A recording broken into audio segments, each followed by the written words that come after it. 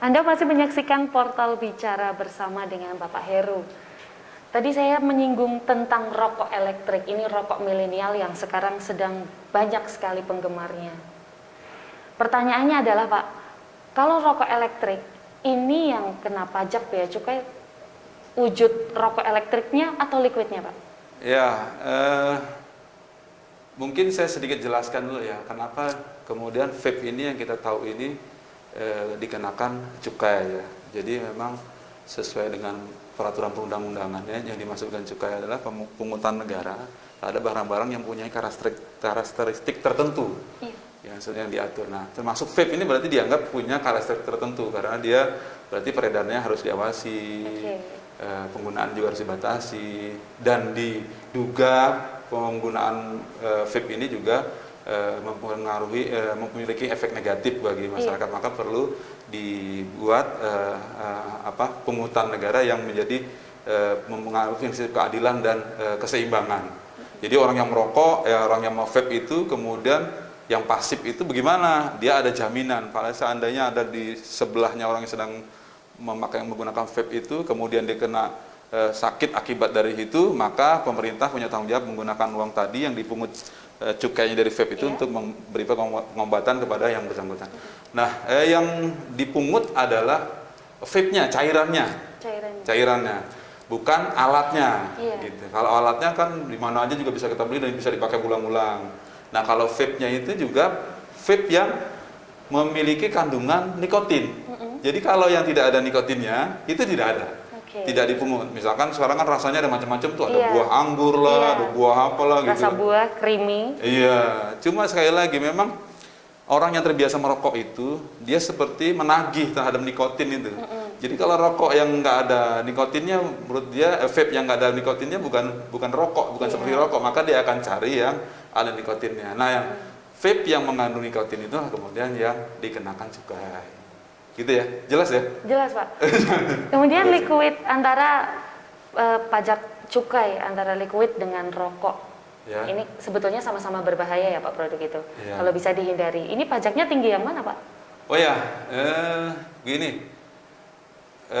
struktur harga di rokok itu kalau dia Rp1.000 per batang, ya, jadi itu Rp650-nya itu cukai itu. 1.000 per batang? 1.000, kalau dia rokok 1.000 per batang itu kurang lebih 650 itu pajak dan cukainya. 50% lebih malah? 50%, ya kalau 1.000 berarti 65%. Iya, 65%. Ya, 65%. Kira-kira seperti itu, dan sekarang masih lebih tinggi memang rokok, ada yang vape ya, masih lebih tinggi rokok. Makanya ini yang kemudian menjadi agak kontradiktif ya, maksudnya isu kesehatan dengan isu target penerimaan buat bea cukai. Sementara di kesehatan jangan, kalau bisa nggak merokok, tapi kalau nggak merokok penerimaan nggak tercapai.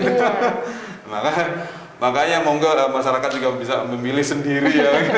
Mau milih kesehatan atau mau milih yang lain ya Pak ya? Sama-sama berjuang memilih kesehatan dan membantu negara dalam sisi penerimaan di cukai gitu.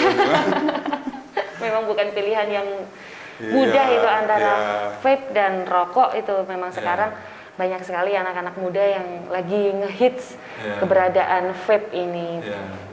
Berarti memang pajaknya ada di liquidnya. Semakin tinggi nikotinnya, semakin tinggi pajaknya Pak? Iya, kira-kira seperti itu. Di rokok semakin tinggi nikotinnya, pajaknya juga semakin besar? Tidak, kalau yang itu ya sebetulnya berbeda. Jadi dia tergantung golongan namanya. Jadi golongan 1, golongan 2, ada golongan 3. Jadi golongan 3 itu nanti HJN ditentukan, golongan 2 juga begitu, golongan 1 juga begitu. Nah, golongan 1 itu seperti apa? Itu dari kuantitas produksi setiap perusahaan.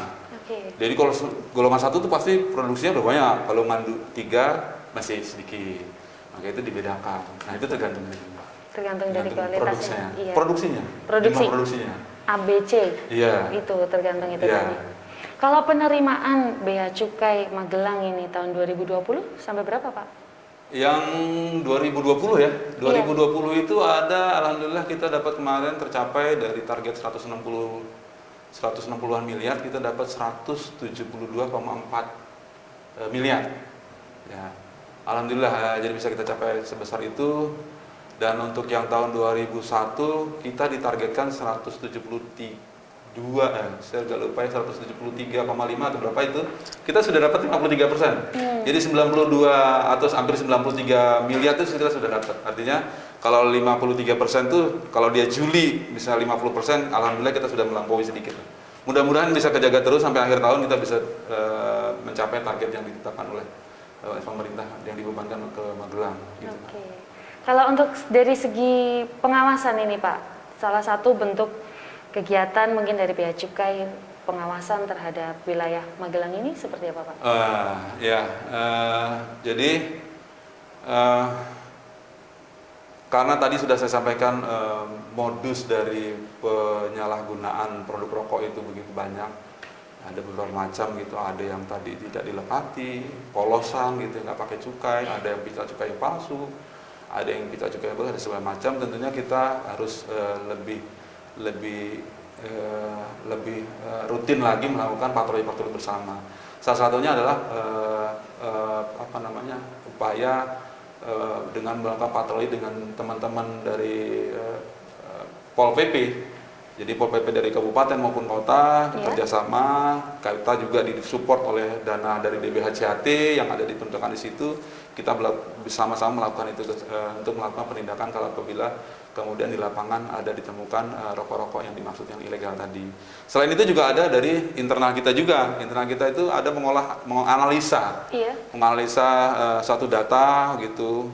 Ada pengiriman dari mana, bagaimana, termasuk juga menjalin informan-informan supaya nanti kita bisa tahu informasinya, begitu kita tahu bisa kita ambil tindakan. Itu sudah banyak menghasilkan hasil cegahan juga sebenarnya dari situ gitu. Kemudian tadi setelah kita membahas pencapaian dan pengawasan, kalau untuk sejauh ini program kedepannya yang akan dilaksanakan dari Bea Cukai Magelang apa Pak?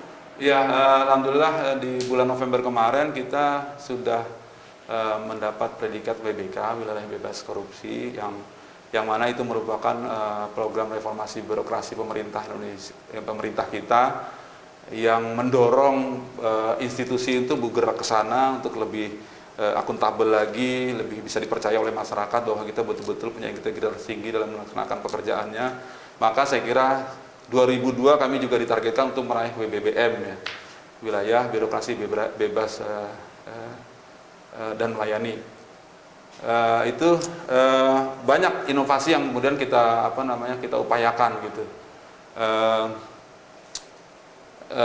Untuk memperoleh ke sana. Itu yang kemudian kita laksanakan program-program itu, bagaimana sharing kepada pengetahuan ini kepada teman-teman di kantor supaya mensupport program kita itu. Banyak inovasi-inovasi baik itu yang berupa aplikasi maupun aplikasi dalam pengembangan keterampilan pelayanan pegawai Magelang untuk melayani masyarakat usaha gitu.